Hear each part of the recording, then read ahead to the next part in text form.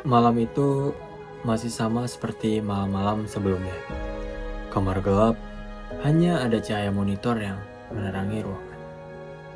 Aku duduk sendirian, menonton video demi video, scroll tanpa tujuan yang jelas, dan ya, entah kenapa masih tetap terasa kosong. Sampai akhirnya malam itu aku berpikir, aku butuh ngelakuin suatu hal yang berbeda. Tanpa rencana yang matang, aku membuka laptop dan mencari tempat yang belum pernah aku kunjungi. Dan muncul satu nama, Hokkaido. Di mataku, aku mulai melihat foto-foto Sapporo, Otaru, Jozankei, dan Asari. Lalu, aku membeli tiket. Tanpa banyak pertimbangan, tidak ada itinerary yang sempurna, hanya keputusan spontan untuk menghabiskan 3 hari liburku di tempat yang belum pernah aku kunjungi sebelumnya. Jam 4 pagi, aku bangun dengan perasaan yang berbeda dari biasanya. Aku masih mengantuk, tapi juga bersemangat. Langit masih terasa gelap, jalanan masih sepi, sementara kebanyakan orang masih tertidur. Perjalanan yang beberapa jam sebelumnya belum terasa nyata, dan pesawat mulai bergerak. Perlahan, aku meninggalkan Tokyo. Gedung-gedung semakin kecil, jalanan berubah menjadi garis-garis tipis yang perlahan menghilang di balik awan. Aku menatap keluar jendela, dan untuk pertama kalinya, aku tidak memikir pekerjaan. Aku tidak memikir tentang deadline. Aku tidak memikir tentang hal-hal yang biasanya memenuhi kepalaku tiap harinya. Aku hanya menikmati perjalanan. Beberapa waktu kemudian, akhirnya aku tiba di Sapporo. Udara yang lebih dingin langsung terasa begitu aku keluar dari bandara. Pemandangan di sekeliling terlihat berbeda. Mungkin karena tempatnya memang baru. Atau mungkin karena aku memang membutuhkan suasana yang baru. Aku nggak tahu. Yang jelas, rasanya menyenangkan berada di tempat yang asing. Hari pertama kuhabiskan di menjelajahi kota. Berjalan tanpa berburu-buru, masuk ke tempat-tempat yang menarik perhatianku, dan menikmati kebebasan untuk pergi ke manapun yang aku inginkan. Tanpa jadwal, tanpa target, tanpa tekanan. Keesokan harinya, aku pergi ke Jozankei.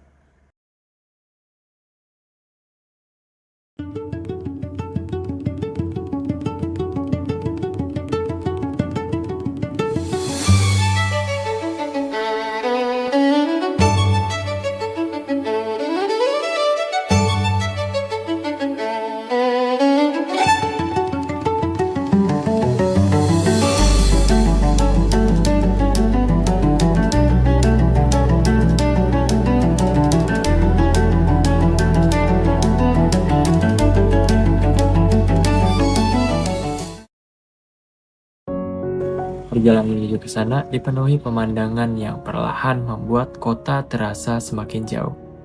Bangunan-bangunan mulai berkurang, pepohonan semakin banyak, dan suasana menjadi lebih tenang. Aku tidak melakukan hal yang luar biasa. Aku hanya berada di sana, melihat sekitar, merasakan udara dingin, dan menikmati momen yang biasanya terlewat karena kesibukan sehari-hari.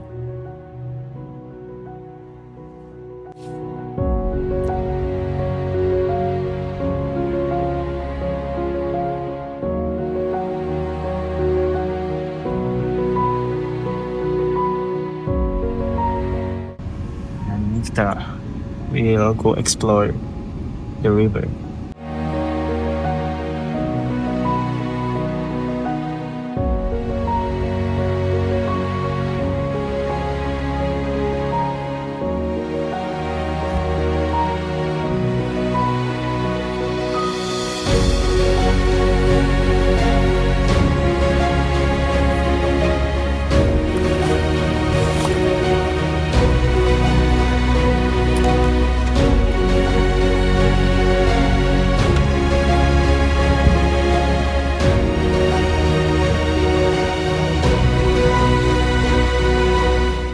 一人旅してここ有給取って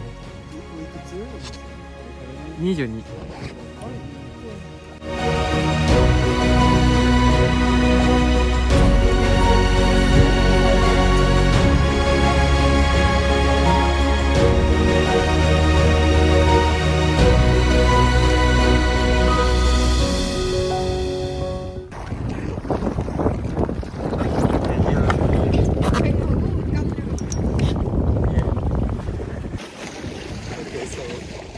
あります。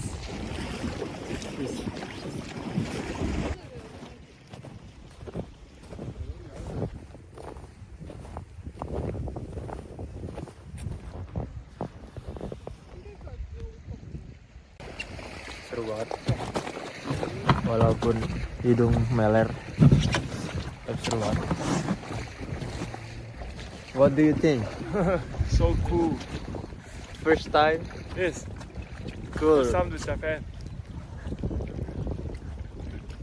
Where are you from? From Macau. Macau? Macau. Next to Hong Kong. Next, China. next Hong Kong, China. Ah, what country? China. China. Ah. I want to go to China.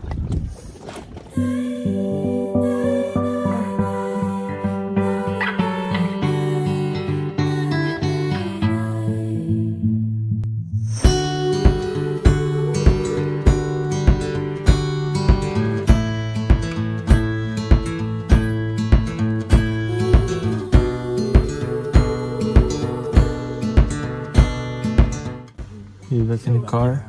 Kita balik lagi karena ya perjalanan udah selesai. Puas banget cuma karena overpay.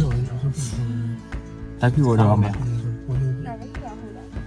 Bye bye. Kayak gak bakal kesini lagi. Bet. Sure you cool bro.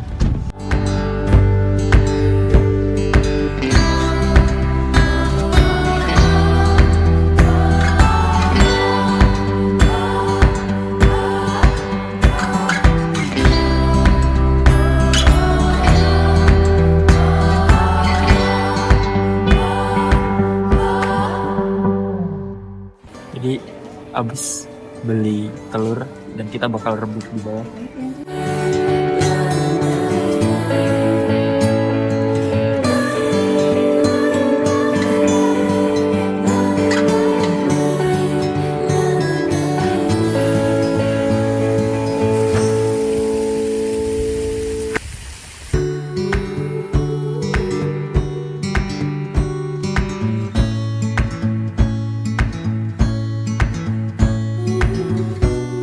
Udah waktunya kita bakal angkat telurnya.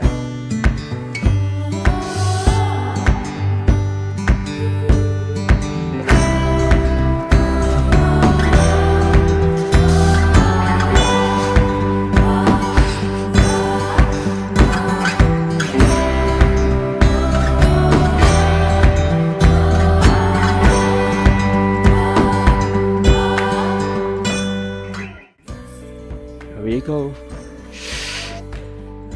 Gila, kos kaki gue jadi dingin banget cuy.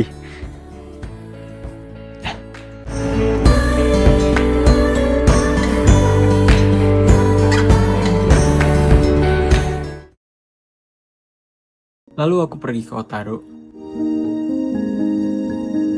Salah satu tempat yang paling ingin kulihat sejak awal. Kota kecil yang terasa dengan kanalnya.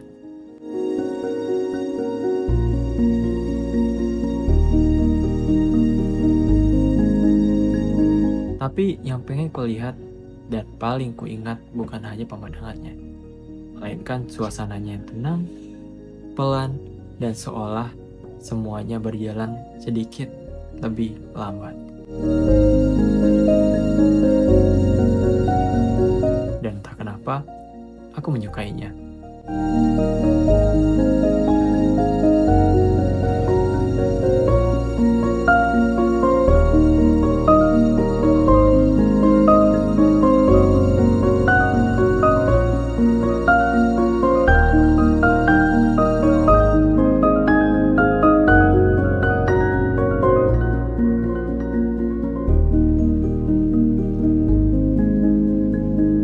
Saat berjalan tanpa tujuan tertentu, aku sampai di sebuah tempat yang bernama Stasiun Asari.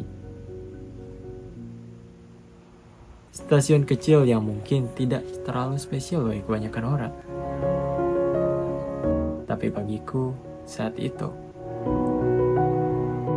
tempat itu terasa berbeda.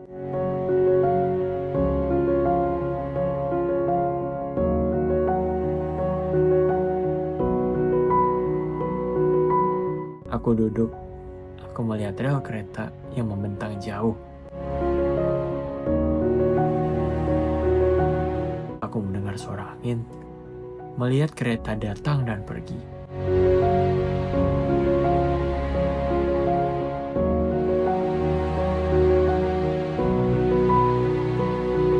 Dan untuk beberapa saat, aku tidak melakukan apa-apa dan aku hanya menikmati keheningan. Di sana, aku mulai menyadari sesuatu. Terkadang, kita terlalu sibuk menjalani hidup, sampai lupa memberi waktu untuk diri sendiri. Tidak harus pergi jauh, tidak harus melakukan hal besar. Kadang, yang dibutuhkan hanyalah keluar dari rutinitas untuk sesaat, melihat tempat baru, menghirup udara yang berbeda, dan mengingat bahwa dunia ternyata jauh lebih luas daripada perjalanan antar rumah dan tempat kerja.